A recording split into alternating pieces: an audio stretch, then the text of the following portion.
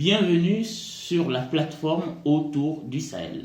Aujourd'hui, nous vous proposons le thème pourquoi l'Alliance des États du Sahel a du mal à vaincre le terrorisme.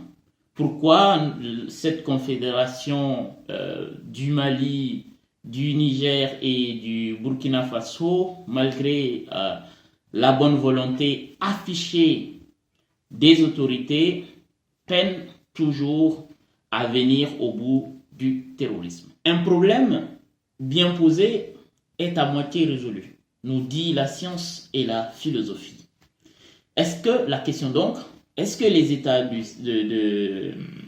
du Sahel ont-ils posé la bonne question?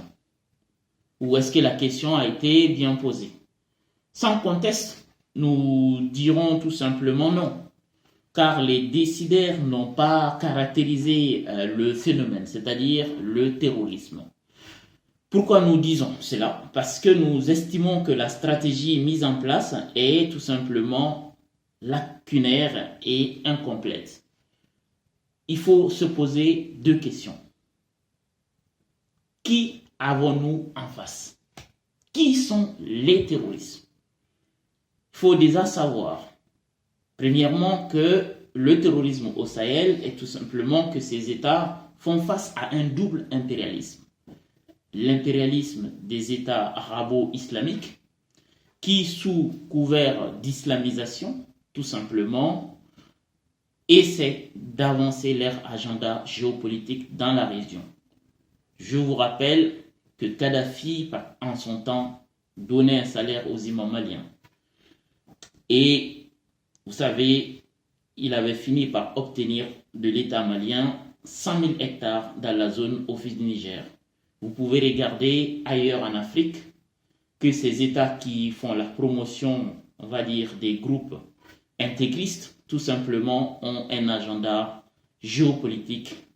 Ils veulent islamiser ces États, mais aussi, surtout, c'est pour des questions d'ordre économique. Si vous regardez également en ce qui concerne le deuxième volet de l'impérialisme, donc il y a aussi un impérialisme des États occidentaux qui profitent du chaos créé par les groupes intégristes.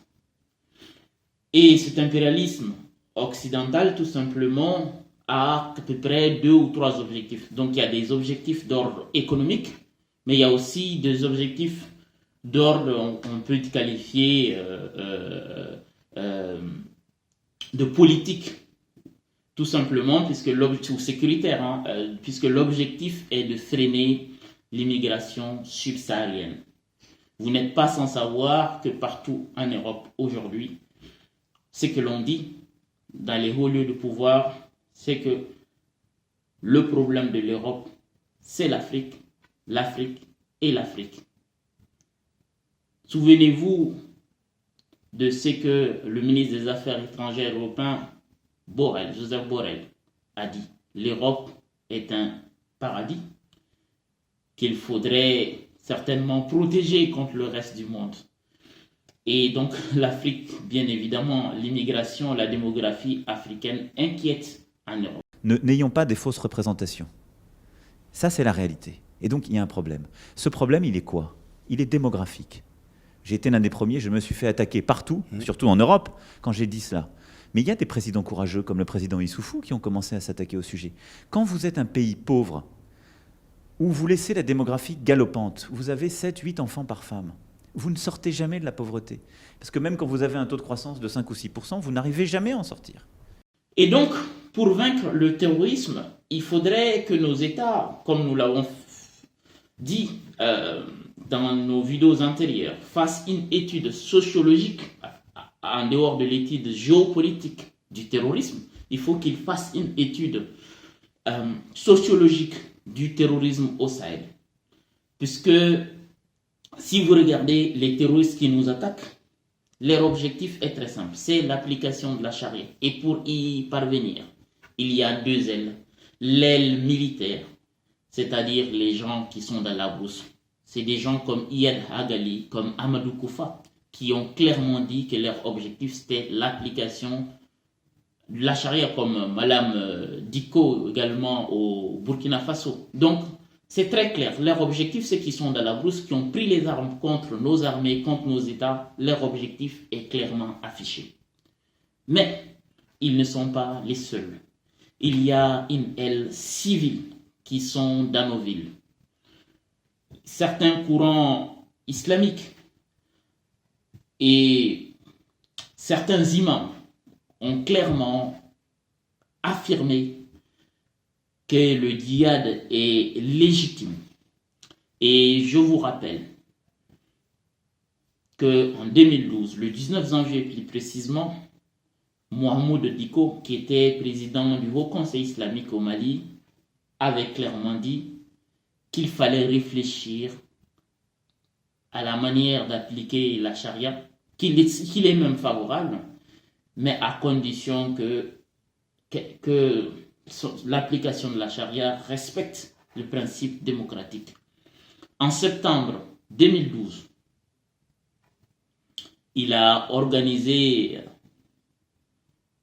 mis en place, on va dire, un comité pour réfléchir à la manière d'appliquer la charia au Mali. Il n'est pas le seul. Ces derniers temps, il y a un imam qui a été arrêté, l'imam Bandjougou, pour avoir tenu des propos subversifs. Et donc, sans une étude, je vais dire, sociologique et géopolitique du terrorisme au Sahel, il va être très difficile pour les États de l'AES de vaincre ce phénomène qui, il faut le dire, a beaucoup de ramifications. Et la tâche de nos États n'est pas facilitée par le contexte régional, sous-régional, puisqu'il n'y a pas de coopération entre l'Alliance des États du Sahel et les pays limitrophes, ce qui complique la tâche. Nous vous remercions de votre attention.